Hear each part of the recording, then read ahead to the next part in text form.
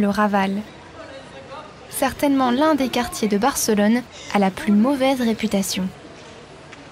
Même si nous sommes dans le centre historique de la ville, cet endroit a toujours été considéré comme le quartier des étrangers, des artistes, des marginaux.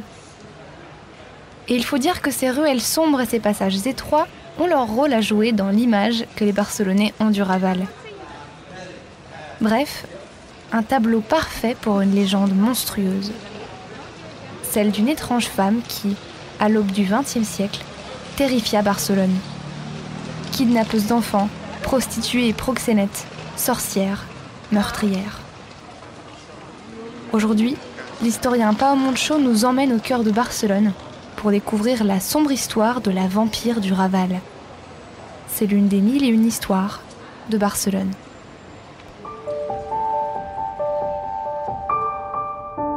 Les 1001 histoires de Barcelone, un podcast Equinox Radio.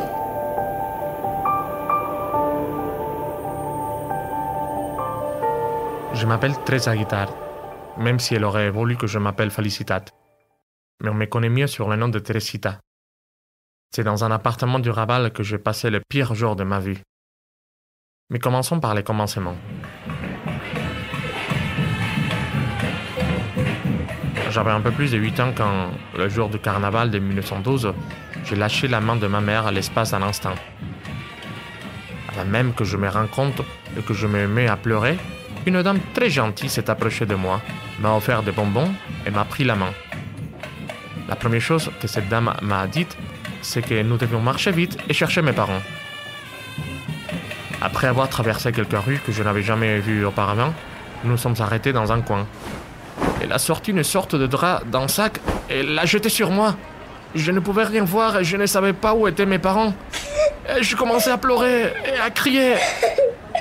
La dame m'a alors tenu avec force et m'a placé un chiffon dans la bouche avant de me traîner. Après quelques minutes qui m'ont paru des heures, nous sommes entrés dans ce qui devait être une maison.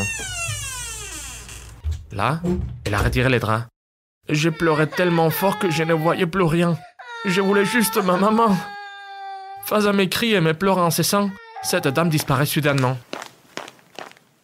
Après quelques secondes, elle revient avec une autre petite fille. D'une voix nerveuse, elle lui dit « Allez, calmez donc ta sœur, dis-lui de ne plus pleurer dans cette maison, ne pleure pas !»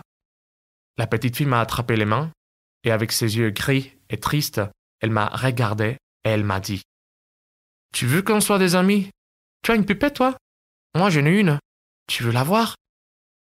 Après quelques minutes, je me suis calmé un peu pendant qu'Angelita, l'autre petite fille, me montrait sa poupée. Je ne savais pas qui étaient ces gens, ni où j'étais. Est-ce qu'on a descendu la Rambla ou on l'avait remonté ? Était-on vers Colonne ou la place Catalunya ? Je ne savais pas, et pire, je ne savais pas quand je reverrais mes parents. Cet après-midi-là, la femme m'a pris mes vêtements et m'en a donné d'autres qui étaient dans un vieux tiroir. Puis, elle m'a coupé les cheveux. Elle m'a coiffé comme un garçon. Mais je suis une fille. Je ne voulais pas être un garçon, moi. Alors que j'aurais commencé à pleurer, la dame m'a dit que désormais je m'appellerais Felicitat et que je devrais l'appeler mère. Elle m'a dit aussi que si je voulais rendre ma mère heureuse, je devrais suivre certaines règles. Ne pas regarder par la fenêtre, ne pas sortir sur le balcon, ne pas ouvrir la porte, et surtout, ne pas parler aux inconnus dans la rue si un jour je devrais sortir avec ma mère. Et n'arrêtez pas de dire que je devrais apprendre à être une jeune femme. Au fil des jours, la femme partait le soir et ne revenait que dans la matinée. Certains jours, elle était habillée comme une vagabonde, tandis que d'autres jours, elle s'habillait comme si elle allait au lycée. Je n'ai jamais osé demander quoi que ce soit. Angelita non plus. On faisait juste le ménage, et en silence. Mais quand la dame n'était pas là, on jouait et on explorait la maison secrètement. Les sols étaient très sales. Ils sentaient mauvais. Et il y avait plein de vieux meubles. Il y avait aussi plein de vêtements sales, partout. J'ai même vu, un jour, la dame saigner sur sa jupe. Il y avait des piles de vêtements ensanglantés dans les chambres. On a exploré tout l'appartement, sauf une pièce fermée à clé, où la dame recevait parfois de la visite. On n'a jamais pu voir qui elle recevait, parce qu'on était enfermés dans nos chambres. On entendait juste des voix d'hommes. Relita pense que la dame s'appelle Enriqueta. 2 semaines après mon arrivée, il s'est passé quelque chose qui allait tout changer. La dame n'était pas là et j'en ai profité ce matin-là pour regarder par la fenêtre ouverte. Je voulais voir le ciel bleu. J'ai regardé le ciel, je voyais le visage de mes parents dans les nuages. Quand tout à coup, un visage est apparu devant moi. « Bonjour ma belle, comment t'appelles-tu » Angelita a entendu que la voisine me parlait et elle était courue pour fermer la fenêtre. Elle disait que c'était dangereux et que notre mère ne serait pas contente. Pourtant, je ne savais pas que ce serait cette voisine, Claudina, qui me libérerait. Le jour même, elle a raconté au marchand de matelas qu'elle a vu une petite fille chez Enriqueta. Claudina n'aimait pas du tout la dame et elle pensait qu'elle avait kidnappé 2 petites filles et que l'une d'elles pourrait bien être Teresita, la fillette qui avait disparu sur la Rambla durant le carnaval. Enriqueta était déjà connue dans les quartiers pour des affaires de prostitution, mais le fait que des enfants soient mêlés à cette histoire a inquiété les voisins. Les marchands de matelas en ont parlé à un ami de la police et quelques jours plus tard, ils ont débarqué chez Enriqueta. La suite, tout le monde la connaît. L'affaire a fait les choux gras dans la presse locale. 29 carré Ponent, 72 carré Tallers, 3 carré Picalquers, carré Minerva à Gracia et la maison familiale à Sant Feliu de Llobregat. Tous ces appartements ont été loués par Enriqueta Martí. Elle avait tout un réseau de clientèle et les appartements servaient à satisfaire les désirs les plus exclusifs des grandes personnalités de Barcelone. Non seulement elle a été accusée de prostitution infantile, mais aussi de meurtre d'enfants. Dans les journaux, on pouvait même lire que le sang des enfants assassinés était vendu.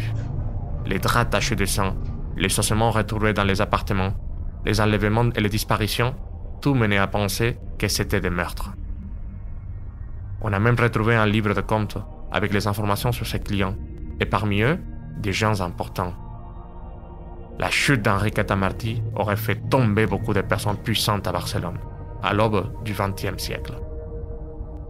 Mais son procès a tardé, grâce à ses clients puissants qui ne voulaient pas entendre parler de l'affaire.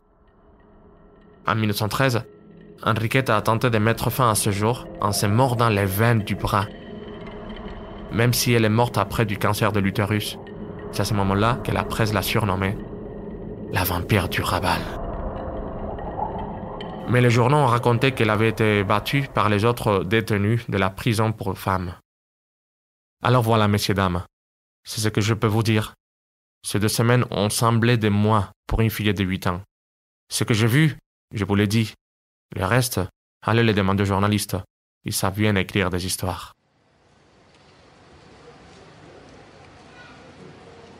Aujourd'hui, la sombre réputation d'Enriqueta Martí ne fait plus trembler les habitants du Raval.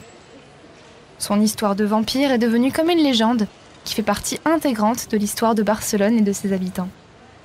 Et plus d'1 siècle après la révélation de cette affaire dans la presse, le voile se lève enfin sur la vérité. Une vérité bien différente, avec une vampire qui n'en était pas vraiment une. Mais comme Londres a Jack l'Éventreur, Barcelone avait besoin d'un personnage cruel pour se raconter des histoires qui font peur le soir.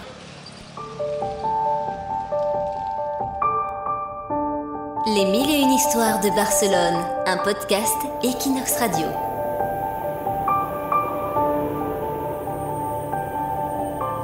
C'était l'une des 1001 histoires de Barcelone, un podcast produit par Clémentine Laurent pour Equinox et présenté par Pau Moncho, historien et guide de Passejant per Barcelona. Écoutez-nous sur Equinox rubrique podcast, sur Spotify, Apple Podcast et toutes les plateformes. N'hésitez pas à partager cet épisode et rendez-vous dans 2 semaines pour écouter une nouvelle histoire de Barcelone.